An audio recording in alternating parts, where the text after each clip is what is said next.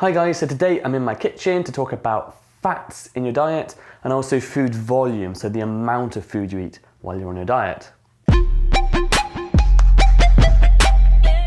So fats are really important to any healthy eating plan. However, because fats have more calories per gram than protein and carbohydrates, so 9 calories per gram versus 4 for protein and carbohydrates, you really need to be careful about how much is sneaking into your diet. So I'm just going to give you a quick example while I cook some mushrooms for my lunch. Right, so I'm just here with my frying pan and I'm going to fry some mushrooms to go with my lunch. And I'm going to do that with some nice healthy olive oil. So I'm going to go for a tablespoon of olive oil. So I'm measuring it out with my tablespoon measuring spoon.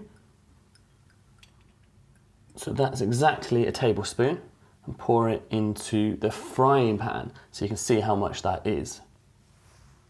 So just so you can see it, here's how much oil is in the frying pan, so it just about covers the bottom of it. So just throwing my mushrooms in to fry away. Right, so my mushrooms are frying away, and while that's happening, I'd like to have a quick chat to you about food volume, so the amount of food you eat while you're on your diet. So some foods can be very small and have a lot of calories, but also some foods can be very big and have very few calories. So those very big foods can fill you up without actually taking a lot of calories away from your daily total. So those are the sort of foods that are very good when you're on a diet. Now, while foods like olive oil are very healthy, they're very dense in calories. So a very small amount has a lot of calories in it. So you need to be very careful when you're on a diet with stuff like this. So you saw me a few minutes ago put a tablespoon of olive oil into my frying pan to fry my mushrooms. Now in a tablespoon of olive oil, there's 119 calories. Now I just want to play a little game with you to see if you can work out how many mushrooms you can get for 119 calories. So we have three options. We have option one, this small bowl here. We have option two, this medium-sized bowl here. And option three, this large bowl here. So take a few moments and decide whether you think there's 119 calories in here, 119 calories in here, or 119 calories in here. Maybe stop the video for a few seconds to have a little think about it as well. So if you're back, I am going to reveal the answer to you. So I tricked you slightly. There is not 120 calories in this bowl. There's not 120 calories in this bowl. And there's not 120 calories in this bowl either. 120 calories of mushrooms is actually this bowl plus this bowl plus also this bowl, before I lose them all. So this is 120 calories of mushrooms.